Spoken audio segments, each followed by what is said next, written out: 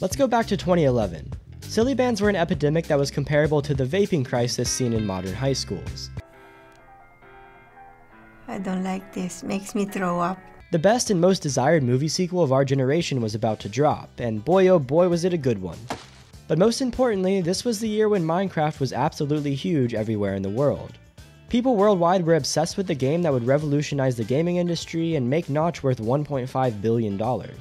It was a complete craze, and everyone wanted to take advantage of Minecraft's popularity.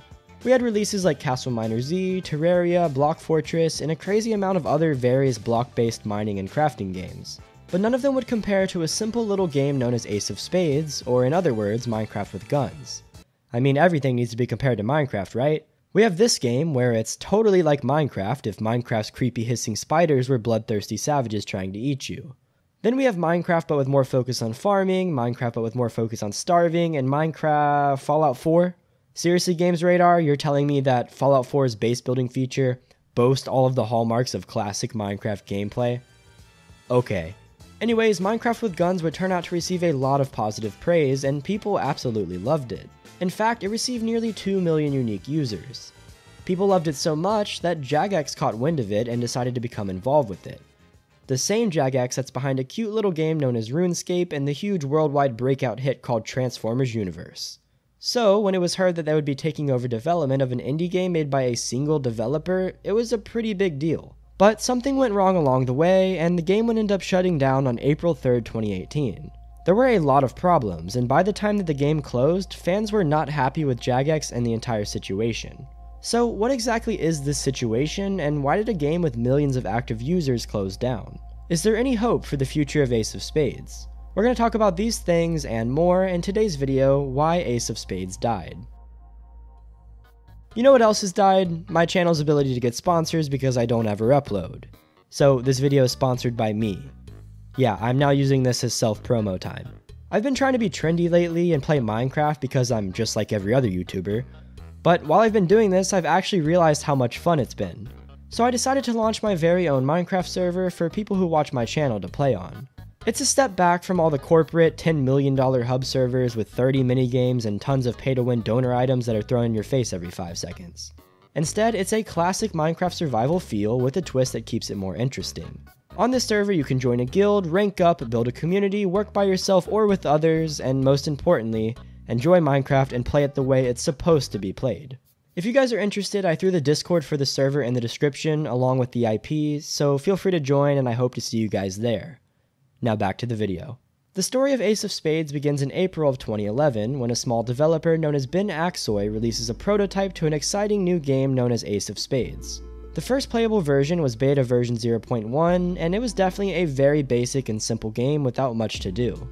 In fact, this is one of the first videos found on the internet showing off gameplay of the game, and as you can tell, it doesn't really look like much. But this is one of those situations that prove that graphics aren't everything, and even though it isn't the prettiest thing in the world, it still is a great concept with near perfect execution. Even with the limited graphics, simple HUD, and basic looking gameplay, there was actually quite a bit that stood out with Ace of Spades, even in its early phases. The terrain was entirely destructible, which allowed teams of up to 16 players to edit the terrain, and create bunkers and buildings to protect them while they were in battle against each other. The teams competed in a game mode that was very similar to Capture the Flag, where the goal was to capture a briefcase full of intel and return it back to their team's HQ. There was even full physics in these early stages, where if you, for example, knocked down all of the pillars of a bridge, the entire bridge would crumble to the ground. It was definitely impressive, but there was even more to it. The gunplay was actually pretty advanced, and it was a lot more realistic than you would think.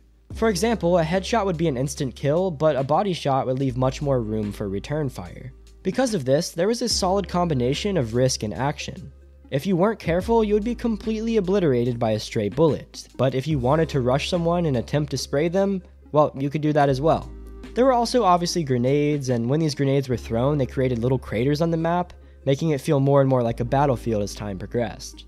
You could go around and see half-built buildings and destroyed bunkers, and it gave the world a dark, eerie feeling, even with the cheerful visuals and quirky little characters in the game. In the early stages of beta, the reception for Ace of Spades was quite good. It was an entirely unique concept, and people seemed excited to follow the development of it. At this point, the website was pretty minimal, there was no list of controls, and players couldn't even change their name or edit any aspect of their experience. I mean, there was even a player-made graphic to teach other players how to play the game because it didn't even show you what you were supposed to do. In the beginning, it was pretty simple, with the only in-game items being a rifle, grenades, a shovel, and a pickaxe. The first big mechanic change would come in beta version 0.54 when the developers added a submachine gun as the first new weapon in the game. This was a game-changing item, and it showed players some of the potential of what could be done within Ace of Spades. A few updates later, in version 0.58, there was another new weapon added, and this time it was a shotgun. During this time, there was also a lot of changes related to performance and organization, and the game started to feel much more official and professional, and it was obvious that it could really go somewhere. It even appeared on Kotaku's list of best indie games of 2011. But were these additions actually good for the overall feeling that the game gave off? There's not really a definite answer to that one. The thing that really stood out about Ace of Spades in the early days was the fact that it had a unique feel. It felt like a one-of-a-kind, trench warfare-based game. The combat was brutal, and there was a lot of strategy when it came to how you played. It took skill. You had to land your rifle shots perfectly to get the jump on an opponent and work towards securing their briefcase. You were digging through mountains and navigating around destroyed bases and craters, all while avoiding the powerful shots from the enemy team. And while these new updates were cool and added a lot of new content to the game, many of the older players didn't really like them that much. The machine gun in particular added much more of a run-and-gun feel to the game, and it kind of threw off the entire balance that made Ace of Spades so great. But it was still the beta, and there was still a lot more that could be done, so not too many people complained about it overall. Keep in mind that during this time, Ace of Spades was completely free to play. There were no microtransactions, paywalls, or anything that made it to where players had to pay money to enjoy the features. This had a big impact on the popularity of the game, and it was also a big factor when it comes to the reason behind the game's growth. By the end of the beta in late 2012, there were over 2.5 million players who registered and played the game. But with this many people registering and playing the game, it started to catch the attention of some bigger name publishers. In particular, Jagex, the creators of RuneScape. At some point throughout the development process and during the phase where the game was receiving a lot of hype, Jagex became involved and bought out the original developer and mastermind behind Ace of Spades. This was a move that raised a lot of questions with players of the game who had been involved from the start. These players stood behind the product that AKSOY had created, and many of them questioned what would happen with the future of Ace of Spades. Would Jagex be able to turn this around, or would they continue on a path that would make Ace of Spades completely different from what it originally promised? Jagex's Ace of Spades was announced on November 1st, 2012, and had a super dope launch trailer. As stated by the Jagex CEO, David Solari, if you're tired of the same old first-person shooters coming out year after year with a fresh lick of paint and a hefty price tag, Ace of Spades will tick all the boxes for you. The reception of what was seen in the trailer was not the greatest, and while some people had hope, many did not. But regardless, over 500,000 people pre-registered for this exciting new game. 1 month later, in December of 2012, Ace of Spades had officially launched on Steam for all players. The people who remained hopeful that Ace of Spades would keep the same vibe going were pretty disappointed. At launch, the game had a price of $9.99, which is $9.99 higher than what it should have been. Instead of the simplified all-out war mentality, the game now had 4 classes, each with unique perks. There were also 6 game modes, including Demolition, VIP, Occupation, Multi-Hill, Team Deathmatch, and Zombie mode. Remember the statement mentioned earlier about the CEO being tired of similar FPS games with a new coat of paint? Yeah, apparently nobody at Jagex remembered that he said that. The development team took the game and did exactly what they said they weren't going to do. They took the super simplistic concept and made it into a blocky Battlefield clone with the ability to dig tunnels. And the worst part is that even with these changes, it wasn't looked at as a good game. In fact, the game received a score of 49 on Metacritic, with reviews stating the same thing that players complained about. The game was no longer a strategy and building based war game, it was now a run and gun FPS. And while this on its own isn't necessarily a bad thing, it was a thing that was completely unnecessary and pointless. Jagex's version of Ace of Spades was not a bad game on its own, but it was completely different from what it was advertised as and what the community knew the original game as. At this point, much of the Ace of Spades community was furious, and they were not a fan of the state of the game. Many of them quit, and many stopped supporting Jagex as a company. The player base quickly dwindled, and by January of 2013, things were not looking good.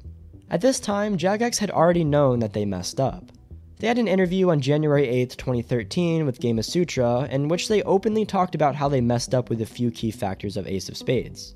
In this interview, Rob Kinder, the brand director of Ace of Spades, talks about a few of the issues that caused the game to be the way that it was. First of all, he mentions how Jagex kept their involvement in Ace of Spades under the table for way too long instead of receiving feedback from the community.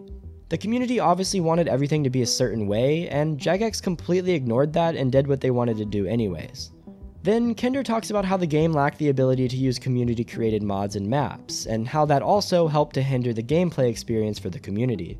Basically, Jagex took a game with a strong and vocal community and told them to be quiet and that they had no say. A quote that really stands out to me in this article was when Kinder says, "We need to make sure that we don't lose sight of what made this game so popular in the first place." This quote is pretty ironic because it shows that Jagex didn't really even know what made the game so popular in the first place, because their version never even had those things. It seems as if they merely saw the ability to make a quick buck and didn't realize what it was that made the game so special. But the company did, sort of, I guess, try to fix these mistakes, and it could have worked.